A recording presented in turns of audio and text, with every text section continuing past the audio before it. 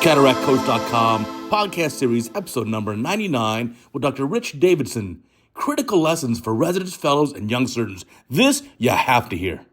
Welcome back to our Cataract Coach podcast. And today I have a very special guest, my dear friend, Dr. Richard Davidson at the University of Colorado. You've seen him on the podium countless times. I learned half my little secrets about cataract, cornea, anterior segment surgery from him. And now we have a chance to talk to him live. Welcome to our podcast, Rich. Thanks, Uday. You are way too kind. I think I've learned a lot more from you, but I appreciate the introduction. Thanks so much. Yeah, we're like around the same age. I think we both did I did college 92, med school 96, residency 2000. So we're like pretty close, right? Yeah, we're within a year. I took a year off between college and med school, but we're essentially at the same age. We're good. Yeah. Oh, awesome. So yeah, I already did my homework. I know you went to GW, George Washington University in Washington, D.C. for your undergrad. Then you did Hahnemann Med School in Philly, which I guess is now kind of moved into the Drexel umbrella. Yep. And then you were a Wills resident, and then you came out to California for UC Davis with Mark Manis for your and Dr. Schwab for your cornea fellowship. But then we lost you to Colorado. You lost me to Colorado. I mean, Davis was amazing, and it was such a great year. But I love living in Colorado, and it's just funny how things work out. You know, I came to Colorado hoping to settle there, and 22 years later, I'm still here, which is awesome. So this is like the only job you've ever had. You graduated your training, and this is your first job, and it's your only job. It's my only job. It's funny because I really had no interest into going into academics. I thought for sure I was going to do private practice. But when I was looking for jobs in Colorado, I just wasn't finding the right fit in a private practice job. And literally, probably like maybe March of my fellowship year, I found a job opening at the university. I'm like, oh, this is great. I'll do it for a year. Then I'll go into private practice. And 22 years later, it's my only job. I'm still there. That's awesome. Now, for our podcast attracts all listeners, all ages, but a lot of them skew to the 30s and 40s. Yes. So I want to tell you, your first job in general is like your first girlfriend or boyfriend. It's great and all. And if that could be the one you're with forever, bless you. What an incredible situation. But it's okay if you got to change gears a couple of times to find the right fit. Absolutely. And I tell our residents that too. I tell my residents that I'm the anomaly here. You know, this is not the typical situation where you come out and have the same job. Most people are going to switch around a little bit. And I think it's totally normal to switch around. You don't know exactly what you're going to be like when you get out, or maybe you join a toxic relationship, whatever it is. You can learn from each step along the way, but don't beat yourself up if the first job doesn't work out. Right. I mean, ultimately, do what's best for you, your family, your situation. Find your right fit, find your happiness, and it's okay. What's great for someone else may not be great for you, and vice versa. Exactly right. Exactly right. So I first learned about you because I've seen you on the podium a lot, but two of my former residents years ago, Jameson Engel, got to be at least 10, 12 years ago, and then Jamie Alexander, like these guys were about 2 years apart. Yes. They were amazing residents. And then they did your fellowship, and they could say nothing but amazing things like, oh my gosh, best fellowship ever. Thank you for going to bat for me to give me this fellowship. Well, no, thank you for going to bat for them, because you have no idea how much that means to us. Like when someone like you makes a call, it makes a huge difference for us. And they are both superstars. I mean, Jameson's killing it in Reno, Nevada, and Jamie's in Dallas, Fort Worth. Jamie I spoke to a couple months ago. She told me she was the highest volume surgeon in her surgery center, which is a big surgery center in the Dallas, Fort Worth area. I mean, I'm just so proud of all of them. And I think you would agree. I mean, the academic side of things, training residents and fellows, for me is some of the most gratifying things when I look back on my career. And so the two of them are just amazing. But we might not have had them if you hadn't made the call. So it's awesome. Yeah. Well, when you have residents like that, like I will bend over backwards for you. Those guys were so amazing. Yes. And I think, what's funny it boils down to is they both had two things in common: an incredible work ethic and incredible enthusiasm. Yeah, I totally agree. And they're still like that today. And to any residents or fellows who are watching out there, I would say if you have a program that you want to go to, like for fellowship or anything, ophthalmology is a small world. It gets even smaller when you're in your subspecialty. So don't hesitate to have a mentor pick up the phone and call. It makes a big difference for those of us who are making the decisions. Yeah, that begs the question too, because I was in academics too, halftime. Yep. From the year 2000 to 2022, and had a ton of residents, and it was 8 residents a year for 22 years, so almost 200 residents. That's a lot. And it was a fantastic time. But the problem now is because the way that academia has changed, Now there's no USMLE Step 1 score anymore. Yes.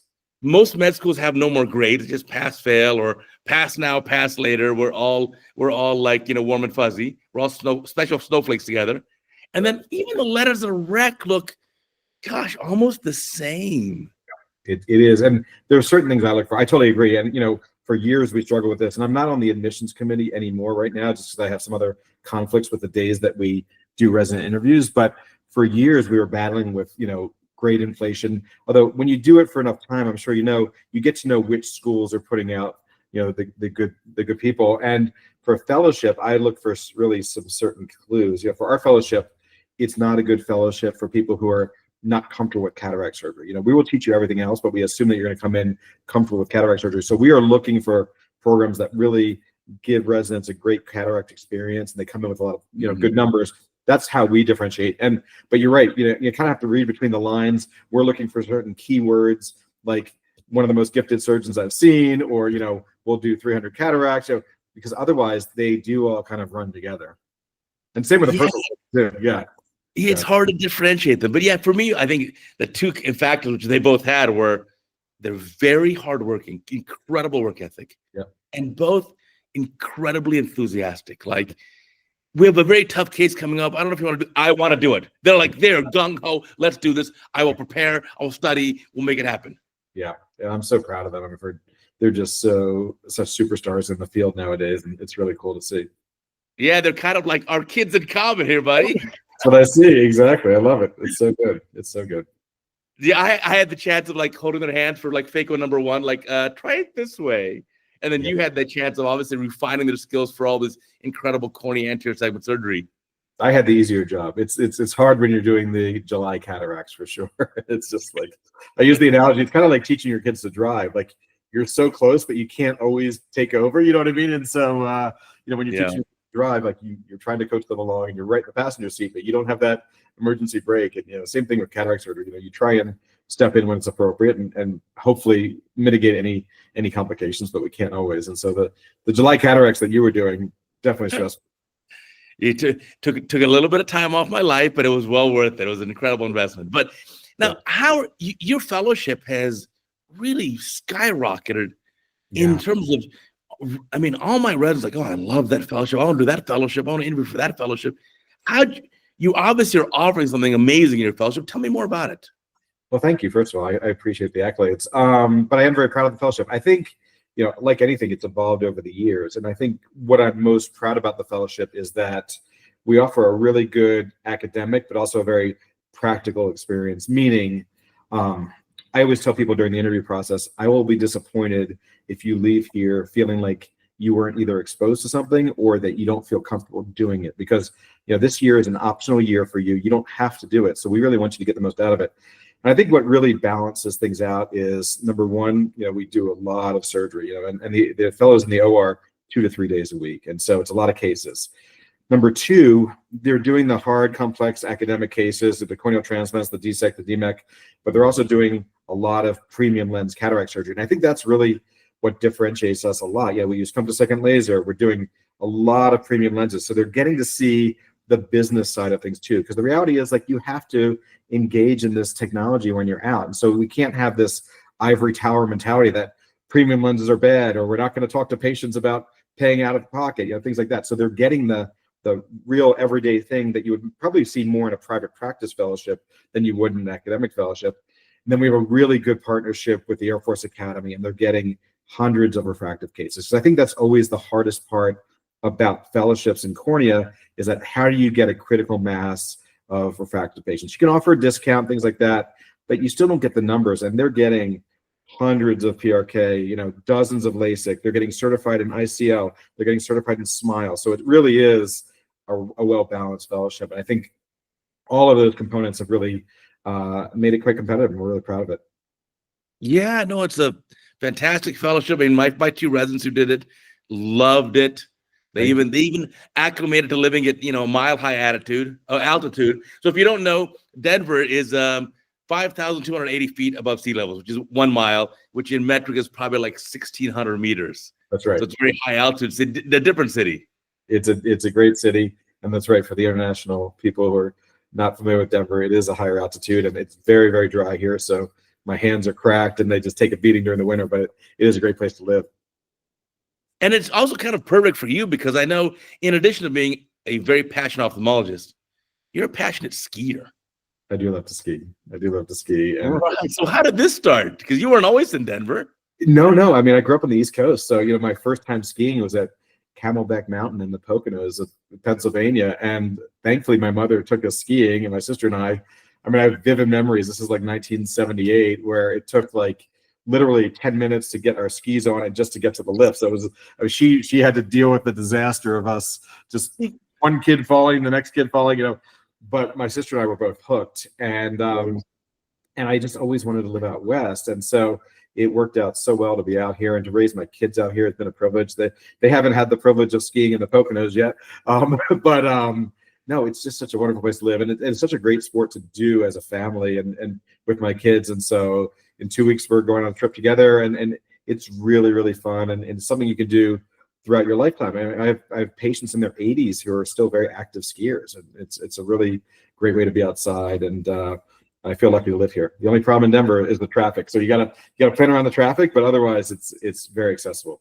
Yeah, I imagine the skiing in Colorado is a whole lot different than in the skiing in the Poconos. It is. But when I grew up in the Poconos, it's all I knew. I had a great time. My friends and I would go out. When it's all it was awesome. But it was still quite a good experience. But out here, we're definitely spoiled.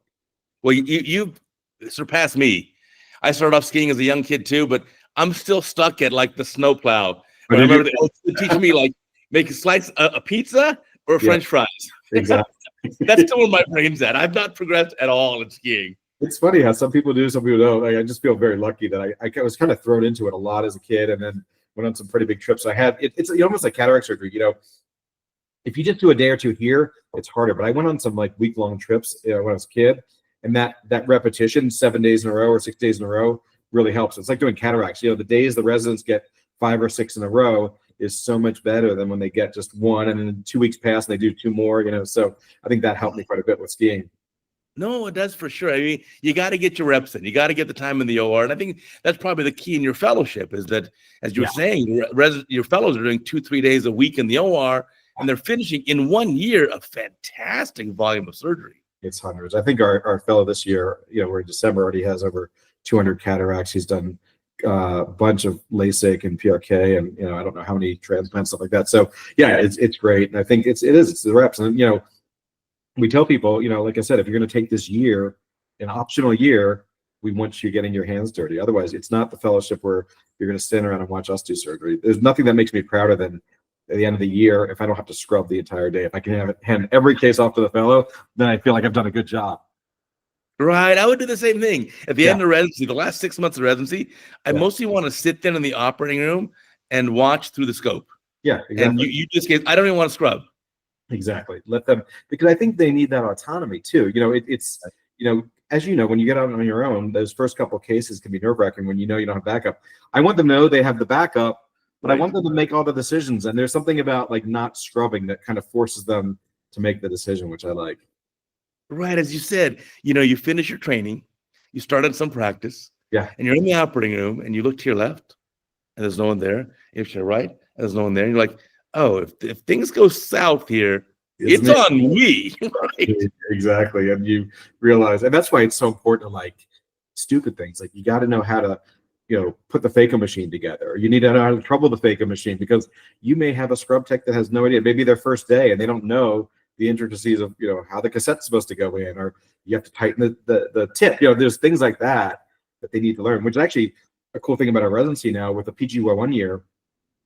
During their internship year, they do a month-long rotation in the OR where they learn how to scrub, they learn how to set up the tray, they learn how to pass instruments. And I think it's been a great experience for the PGY1s to just get familiar with the OR and to learn the background of how these machines work.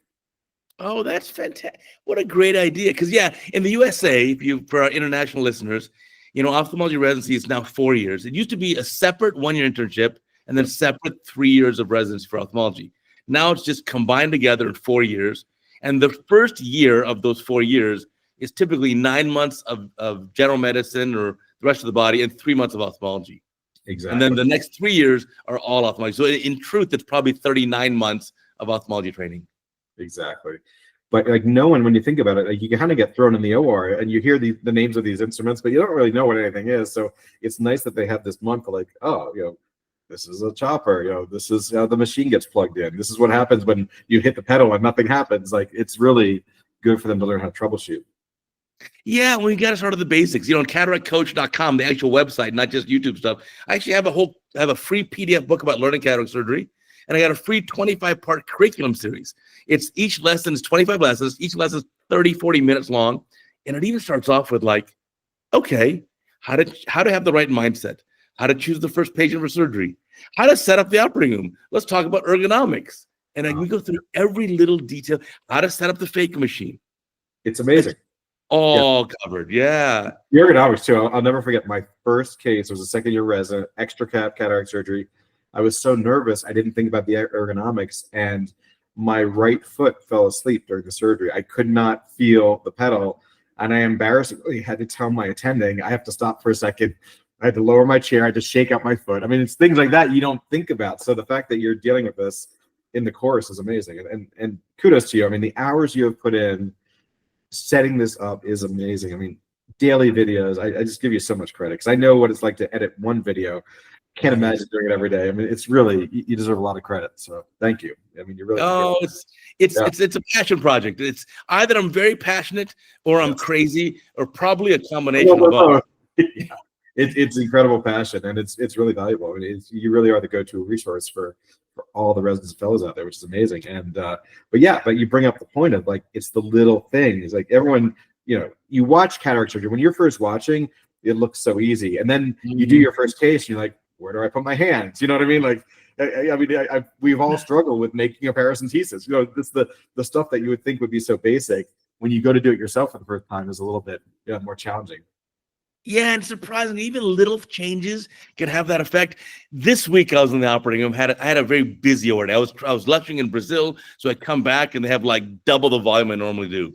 Yeah. And so the surgery center, we're cranking through all these cases, and they're like, "Oh, we ran out of those gurneys. Can I put you in your next patient in the other gurney?" I'm like, "Okay, sure, whatever. Just wear anything." And they bring in the operating room, and the position's all set up, and I just couldn't quite get comfortable. It's the worst feeling. It's the worst feeling. It's like when you can't get comfortable or you don't have good exposure. Let's say the patient's really deep set, or they can't hold still, or they have a Bell's phenomenon. Like that makes an easy case really hard, and it could be as simple as that. You know what I mean? Like and that's what we have to deal with on a daily basis. It's comfort, it's height.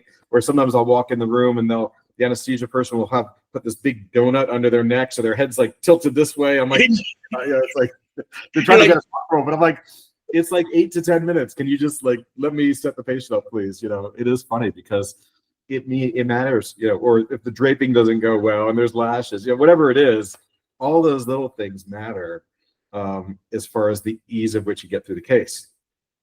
100%. It's like sometimes residents are worried about like, well, do they have the right chopper on the tray? It's like, you know what? Let's start with one thing simple. Right. Can we get the patient's iris parallel to the floor? Because right now the patient's chin is tucked in, and you're going to cry and suffer the entire case. It's so true. And also like, so I operate with the pedals, which is different than most people do. I use the microscope on my right foot and the phaco pedal on the left foot. Most people do the opposite. I can do it either way because the residents usually do the opposite. But I tell them like, you should get used to doing it however in different ways. And I just feel lucky. When you operate in other countries, you realize you may not have viscoelastic. You know what I mean? So like we are so spoiled in the U.S. to have the best instruments, unlimited viscoelastic, things like that. It's so interesting. So I try and tell the residents like, you may not have the chopper you want. You may have to make do with whatever they give you, or if the chopper breaks or whatever it is, like get used to multiple things. And that's why it's kind of good to operate with different attendings, because we're all going to do things differently, and you can kind of pick and choose what you like. Right. I mean, I used to do a ton of live surgery events for some of the big companies from like the early 2000s to the late 2000s. And you don't know the challenge. We're in a foreign operating room with a team that doesn't speak your language. I made the mistake once of saying I was operating in Italy for a live surgery event. And Lucio Borato's meeting. That's great. Yeah. Amazing meeting. Video Catarata Refractiva in Milano. And he said, okay, what do you want for anesthesia? I said, okay, it's topical. So literally they bring the patient in the room, this old grandma, and They say, here's your bottle of tetracaine, enjoy. I'm like, no, I mean also some IV sedation, some benzodiazepine, something. Exactly. And they're like, oh, you didn't tell us that. You said topical. Here's topical. Yeah, right. I finally bring the rep over. Very literal, right? Yeah. Right. I say, could you tell the patient that she looks exactly like my grandmother, and I will treat her just like my grandmother? And he tells her that, and that like puts her at ease. And then I say, okay, how do you say, look at the lights? And then I learned, signora, por favore, guarda la luce, hey. I love it. You're pretty good. That's pretty good. No, but I mean, I think everyone should have the experience in operating in another country. It makes you appreciate what we have in the States. I mean, it's really challenging at times. I've had, ORs where the windows open. I mean, birds have flown in. I mean, it's just a different experience sometimes. And so it forces you to really think on your feet. And it forces you to realize how fortunate we are in the States to have like the best equipment, like I said, and access to viscoelastic, things like that. Yeah, we're spoiled rotten. If you're a young ophthalmologist who's done, let's say, at least 1,000 cases, you've got a good number on your belt. I encourage you to do a charity surgery mission trip anywhere on the planet. Yeah. It's very helpful. It's very helpful, and we're privileged to be able to do stuff like that, or to go, help another surgeon learn a new technique, whatever it is. So we're very privileged to be able to go to these other countries and do that. Yeah, because you'll get the most challenging cases. Yeah. And oftentimes you have more rudimentary equipment than you're used to. Exactly. And that really tests your mettle as a surgeon. Exactly. Can you get through this case? Yeah. And you're probably also jet lagged by about 10 or 12 hours. Exactly. Yeah, I mean, and it's important to remember the history of all this too. Like I was talking to some residents yesterday. I told them, latanoprost came out when I was a resident. There was no MIGs. It was tubes and trabs. Like, it's easy to forget the history. The phaco machine vitrectomy cut rate was 400 back then. Like, it's easy to kind of lose track of what the history was of all the equipment that we used and how these techniques evolved and how people did make do with less for many, many years. Right. That's actually a really critically important lesson about the evolution of our field in terms of new technology, new techniques. Yeah. Because when you did your fellowship, there was no lamellar surgery. Nothing. No DSEC, no DMEC. Wasn't even on the radar screen. I mean, you're self-taught. Yeah, I mean, it was PK for everything. Everyone got. You had Fuchs dystrophy. You got a full thickness corneal transplant. Isn't that crazy? And it seems today it's crazy, but back then it was that was the dogma. That's all you could do. And it is amazing to think of it because that changed so rapidly. But even then, like even as DSEC and DMEC were developing, I mean, at the beginning, none of us really knew what we were doing. I mean, Mark Terry was doing a lot. Frank Price was doing a lot. Garrett Mellis was obviously, doing a lot. Those three were kind of leading the field. The rest of us were kind of figuring this out along the way. And, we had our eye bank coming into the OR. We're cutting tissue in the OR with the eye bank. I mean, now you order, it's preloaded, ready to go. But no one knew how to do this at the time. And, we were doing grafts that were like 100, we're doing DSEC grafts that were 150 microns thick. You look at the OCT and it fills the entire anterior chamber. So it is amazing. And that wasn't that long ago. That was maybe, 14, 15 years ago. So it is amazing how things evolve. And it's easy if you're just coming up in ophthalmology now to not really have any perspective on that. Right. And even more so, it's going to change. You think you do your fellowship now and become an expert at DMEC. Yeah. Okay, great. But you know what we're having in the very near future? Injectable endothelial cell. Done. We say that in every fellowship interview. I said, we're going to teach you these skills. You're not going to be doing it in 5 years. You're going to be doing injectable cells, and that's going to change. For endothelial keratoplasty, you're not going to be doing most likely DSEC, DMEC, or any of those procedures. Yeah, and what's the saying? In ophthalmology, the only constant is change. It's true, but that's what I love about it too, and I think that's probably what you love about it too. I mean, think about all the new technology. The IOL technology is incredible. I mean, when you think about how much that's evolved over the past 20 years and how we can offer our patients such exquisitely good vision nowadays, it's really pretty cool. It is. I always say I'm an enthusiast. When it comes to ophthalmology, I'm an enthusiast because I like that term. That's good. Well, because I have enthusiasm to learn about all the new stuff. Yeah. And I'm not so fixated on whatever I learned in the past because I just see that as like, that was great history. And like, what's next in the future? I want to learn more and more.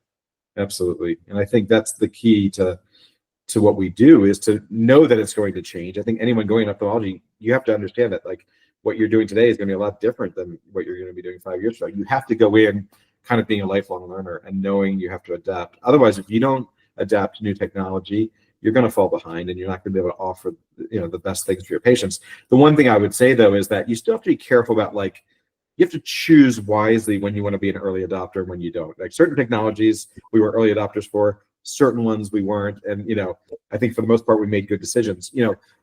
Because some technology, it's easy to get on the bandwagon. You go to the academy or ASCRS and the booth is filled, and then the next year they're out of business. You know what I mean? So you kind of have to, pick and choose a little bit. But I think you have to go into our field knowing that things are going to evolve. Yeah, I think that's a great way of putting it. I mean, just kind of being prepared. I like that interview question for your fellows. Like, okay, we're going to teach you all this stuff, but you may not be doing this in the future. Yeah, most likely not. Or you'll do a variation of it. It's not going to be the way we taught you, but hopefully we've taught you the way to address new techniques and to figure things out on your own. That's really what it's about. Because all we're doing, as surgeons, we're problem solving, and no two cases are the same. Yeah, that's true too. I mean, gosh. The neat part too is, you look back, like when I was a resident, there was no, of course we talk about, lamellar surgery, but there was no anti-VEGF. There was no OCT machine. Nothing. I said that last night with the residents. No OCT. None of this. I mean, everyone got a fluorescein if you thought they had CW. Yeah, I mean, it is amazing how these past 20 years, no OCT, and look at how OCT is. It has changed the way we practice medicine. Anti-VEGF has changed the way we practice. I mean, it's incredible. It's incredible. So. And in the future, even more stuff's coming. That's why I always say, don't be worried about what the future holds and the new technology. Well, it's going to be amazing. It's exciting. But you got to be prepared. I think you said it best. You got to be a lifelong learner. You do. Otherwise, your skills are going to get stale, and you're going to fall behind. And you have to be ready to offer this technology to the patients as long as you feel like it's appropriate technology. Because it's the best thing. It's the best thing to do. It's the best thing for your practice. The best thing to do for our patients. It's amazing to me that we've had premium lenses for almost 20 years now, since 2005, and still only about 20 to 25% of surgeons offer this technology on a regular basis. And I think that's shocking. That's shocking to me, and it's actually disappointing. We're doing something wrong as educators if they're not embracing this technology. I mean, you do it all the time. I just saw your post the other day. You were trying a new lens. Like, that's what we should all be doing. But I think the problem is a lot of residency programs don't embrace this technology. Yeah.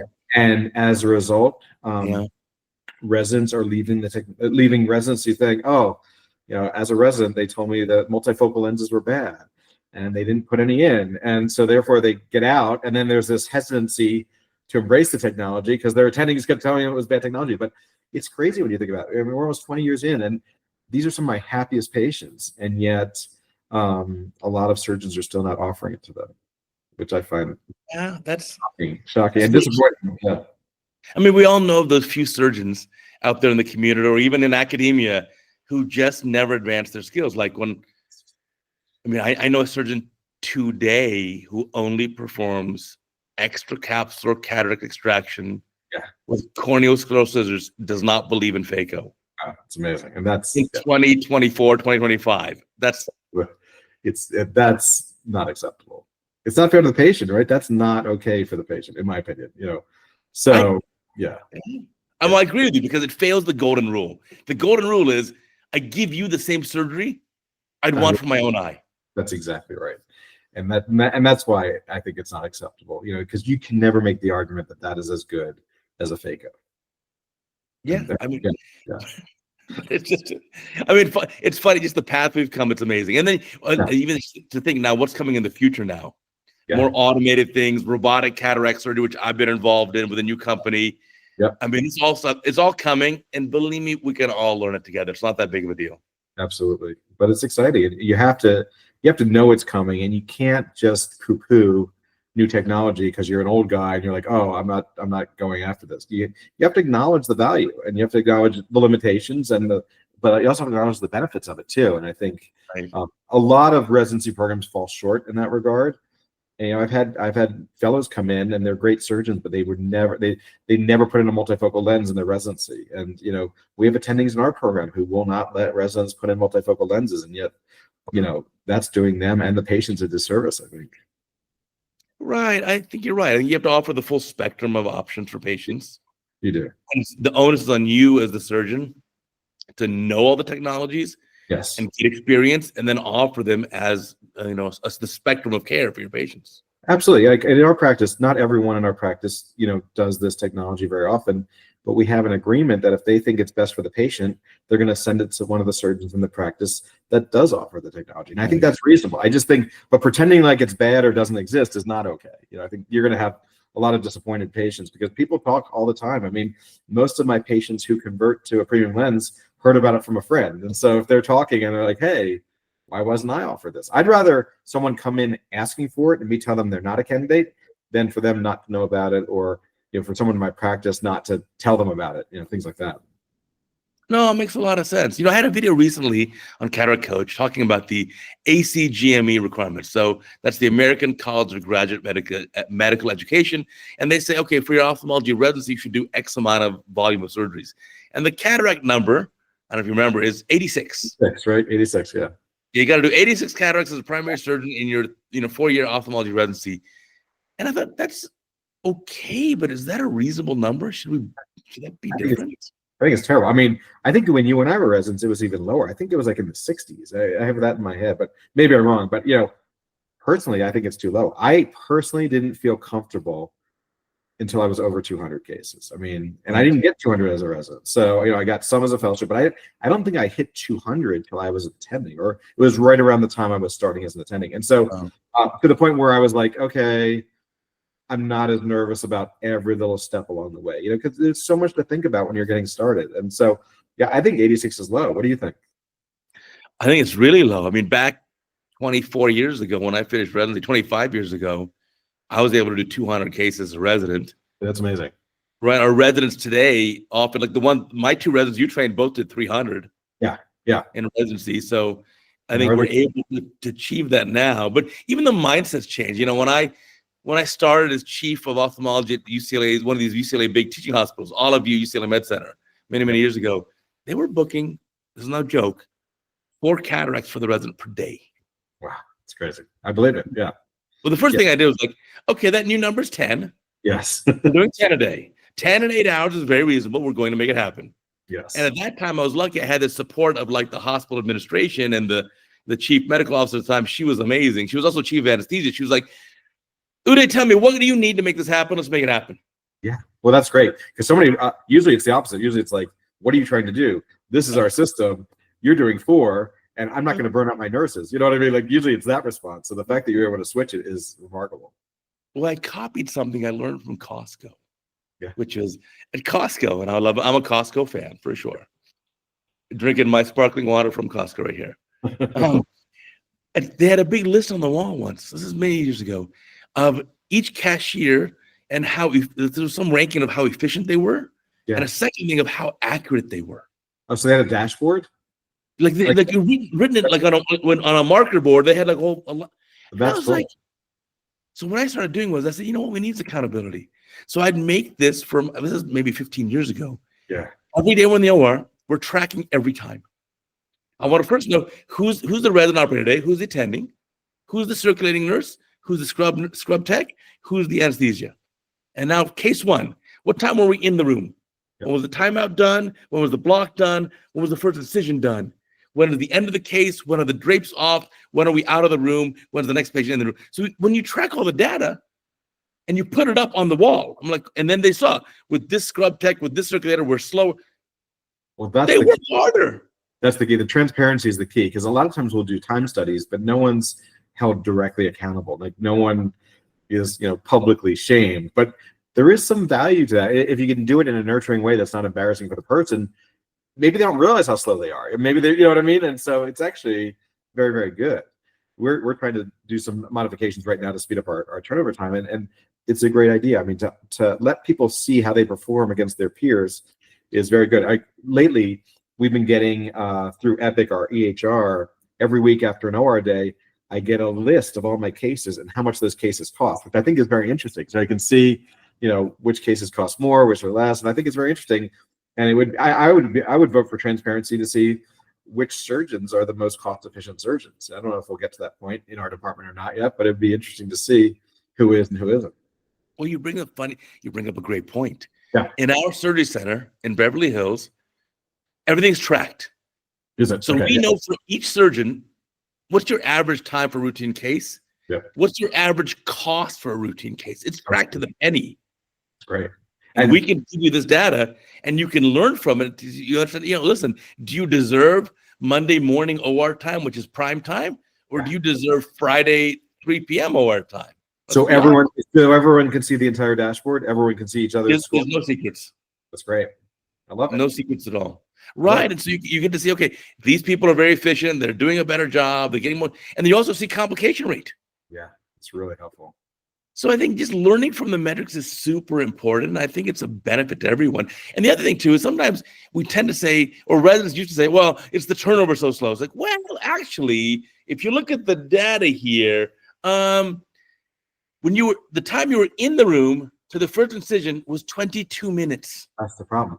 It's more than just getting in the room. It's the time wasted tucking them in. It's all the stuff we talked about. Like you can lose a whole case by just tucking them in for a 10-minute case. You know what I mean? So yeah. Right. So it's like the patient came in the room at 8 o'clock and your first incision was 8:22. Yeah. That's an issue. It's a big issue. It's like don't blame the nurse. Yeah. No, you can't blame it. You got to be ready to go. You have to have everything set. Yeah, do your timeout and go. But some of the positioning stuff is crazy. And it's like, do you want your foot massaged? Do you want an extra pillow? It's like, I'm like, guys, it's gonna be over. But before you get the pillow, the case is going to be done, So, but you're right. You have to think about every step, and that's where dashboards like that are so helpful. Yeah, you can't be too much of a princess or prince in the operating room. You just kind of let's just get the case done. Yeah. When the warning sign is when the surgeon says, well, no, to do this cataract, I need this specific chair, this specific this. I need the room lights at exactly 27% intensity. Yo, what are we talking about here? Hello. I know, it's so true. You just got to be ready. You just have to be safe. You got to make sure the key things in the OR for me are triple checking the lens. Make sure I have the right patient, the right eye, and the right lens. Those three things are by far the most important thing. And after that, I don't care if the nurse plays music. They can play whatever they want. I stopped choosing the music years ago because they probably hated what I chose. So I let the nurse choose the music, and I don't care if the lights are on or off. I just want to make sure that we're safe and the patient's comfortable. Yeah, ultimately, like you said before, you're the captain of the ship there. So the onus is on you. So if you're a resident, fellow, attending, whatever you are, you go there and there's a new scrub tech who was used to scrubbing orthopedic cases. Now he or she is scrubbing your cases. The onus is on you to make sure the phaco machine's set up right.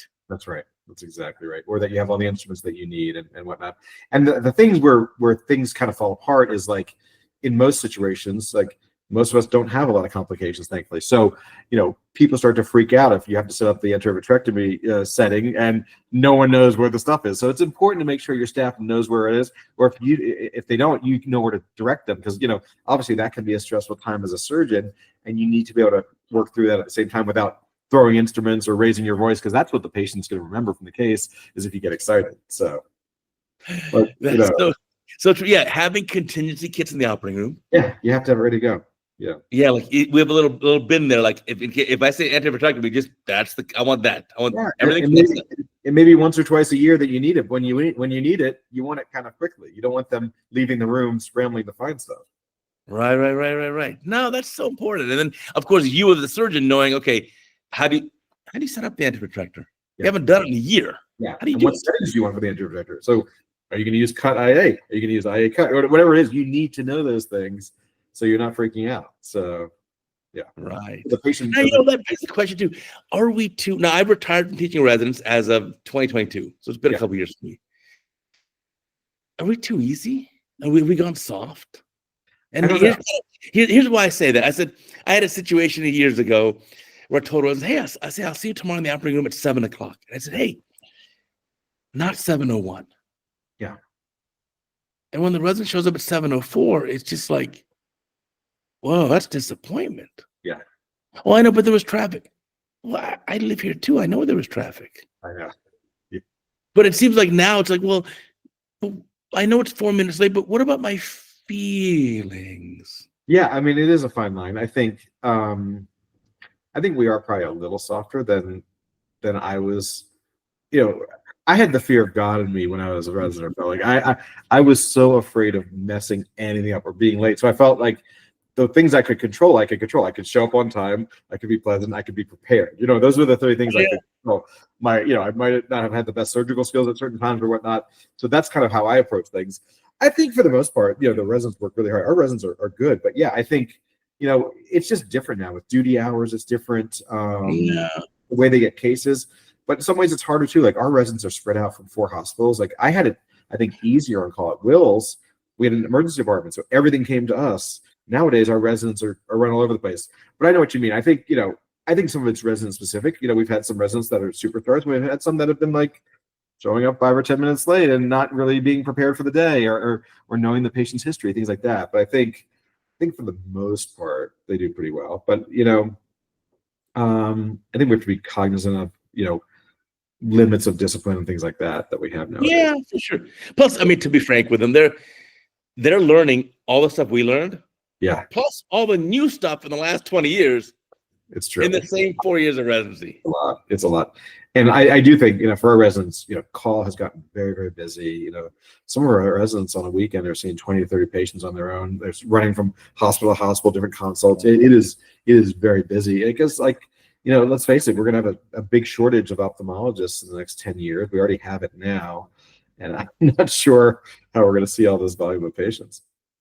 Should we be training more ophthalmologists? Should we have more residency spots? Or should we go outside of the Medicare granted spots and start having our, extra spots?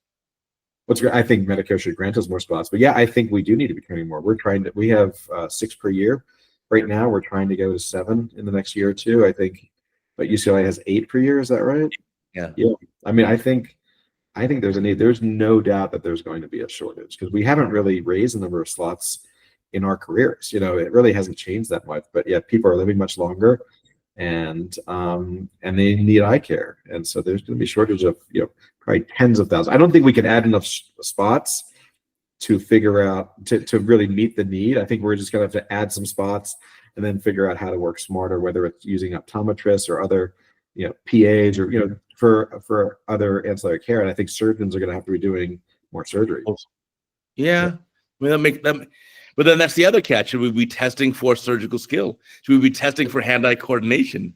I once asked, could we put all the medical students who are interviewing, could we have them do like the quick study on the IC, the quick test? Well, the dean said it's, the dean said, is it against the American with Disabilities Act? I don't know. Yeah, that's what everyone says is against ADA. I don't know if this happened to you, but I interviewed at one program in the Midwest. I'm not going to name the program, but I did have to do a dexterity test when I interviewed for residency.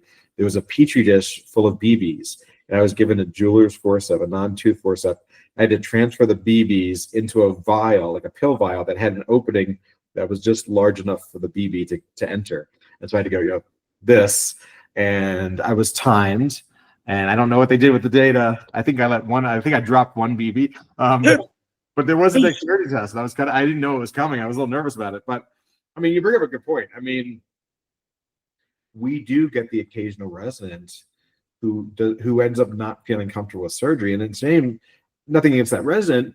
That's their choice or whatever it is. But these spots are coveted spots. And for every spot, there's like 100 people willing to take that spot. And so you bring up a good point. Maybe we should be getting more of a surgical commitment or some kind of assessment, because I do believe that with proper practice, anyone can be a good surgeon, or maybe not everyone, but 99% of people with proper practice.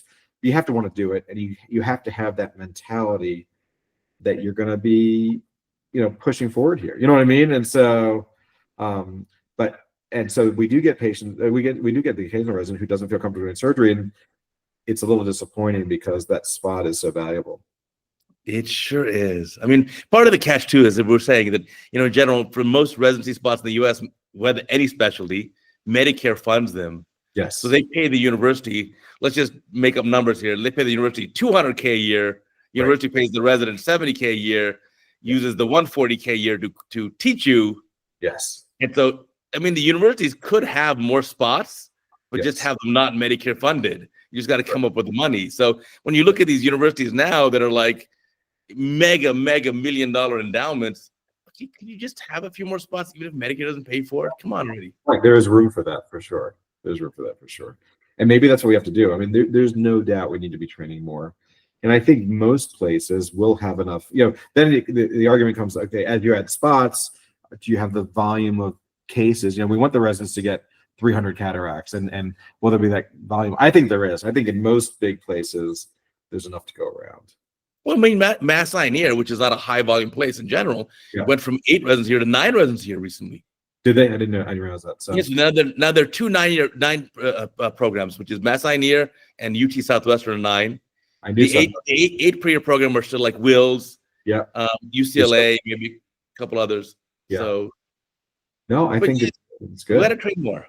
Yeah, we have to. I mean, and they still need. You can't compromise the quality, so they still need that volume. But I think there's a way to get that volume. But it may take another thing. Like VA hospitals may have to let you do 15 cases a day. There's going to have to be some changes there too, because otherwise you're going to log jam the system. So everyone has to kind of commit to doing more in the same amount of time. And so whether you're at a county hospital or at the mothership or at a VA, you got to be able to get the residencies cases, and you have to do it in a timely manner. Like you said, like when you came in, 4 cases a day isn't going to cut it. And there are still some hospitals where the volume is very, very limited, and that's a limiting factor for the resident education. No, for sure. Yeah, I think there is a bare minimum number of, let's say, I think you're right, somewhere in the 200-ish range, where if you get those done, you're able to learn on your own the next 1,000 cases and get really great skills going. Yeah. I mean, so much of what we do is muscle memory and pattern recognition when you think about it. Like it's being able to see the very subtle changes. Oh, that was a little zonular weakness. I should back off for a second. It's so much of it is that. It's just getting the reps in and realizing, what stands out from the case before, and why is this different, and just really, doing capsulorhexis is 100% muscle memory, 99.9% of the time, but at the beginning you struggle with it, you grip too hard, you push on the wound, you shallow the chamber, but once you figure out how to hold your hands and how to tear the capsule, it's all muscle memory. No, very, very true. And of course, coming in the near future anyways, the robotic stuff. Yeah, the robots are pretty dang good. They learn fast. Yeah, exactly. It's pretty cool. I saw a demo last year at ACOS. I think you were there too, and it's pretty. Yeah. See what's out there. That's the company I'm working with. It's Horizon Surgical System.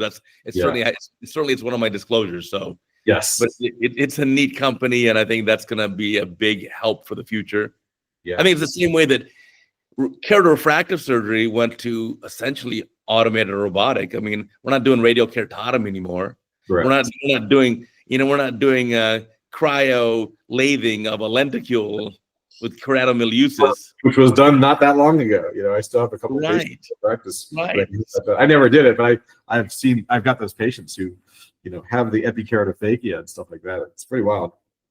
Right. So I mean, now if you look at like you do a LASIK case. Yeah. Okay. You put the patient on the femtosecond laser. Yeah. You dock them. Okay. You step on a pedal. The laser does everything. Yeah. You bring them over to the excimer. You lift a flap. Okay. The laser tracks the eye, throws down the ablation. You put a flap down. Yeah. Isn't it already 90% robotic? It is amazing. But it's what I love and it's what I hate about it too, because as a surgeon, I don't like the lack of control. And for those few seconds when they're under suction cutting the flap, if the patient moves or loses it, I don't have control over that. And I tell residents that all the time, because, if I have a complication, I want it to be because I messed something up, not because, something I couldn't control happened. And so, but it's incredible technology. It's incredibly precise, and it's amazing what we can offer for our patients. Right. I think we're going to end up getting that soon, or reasonably soon, with cataract surgery. Yeah. You're going to have an evolving of the techniques and technologies so that it's going to hopefully give us a higher level of precision and a higher level of safety. Yeah. And that's ultimately the goal.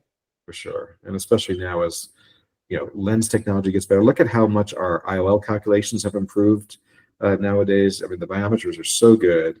The calculations are so good. It used to be, I'm sure you did this too. When I started practicing, if we had a post-LASIK patient, I'd have to try and track down their records. And it was literally a page of handwritten calculations trying to convert to an IOL calculation that would make sense for the patient. I mean, and nowadays it's just so good with some of the OCT-based biometers and things like that. So, I mean, it's amazing. But it wasn't that long ago. I was literally doing calculations by hand. That way, like real math, and so Yeah.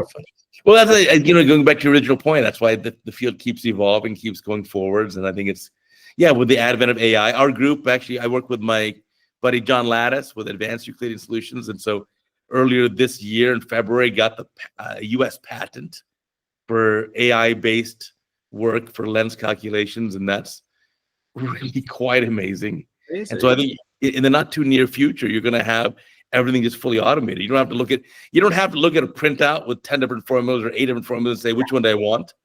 That's right. All the math is done for you. You don't have to optimize an A constant. It's going to say, no, this is the lens power for what your goal is. That's right. And then it'll self-optimize. Then post-op, put the patient back on the biometer. It'll send the data to the cloud, and it'll keep re-optimizing your entire database. Yeah, and that's happening now. It is. It's amazing, and it's going to take a little more time for all of that to gel. But as we feed millions of cases into these systems, you get high quality data. It's pretty cool.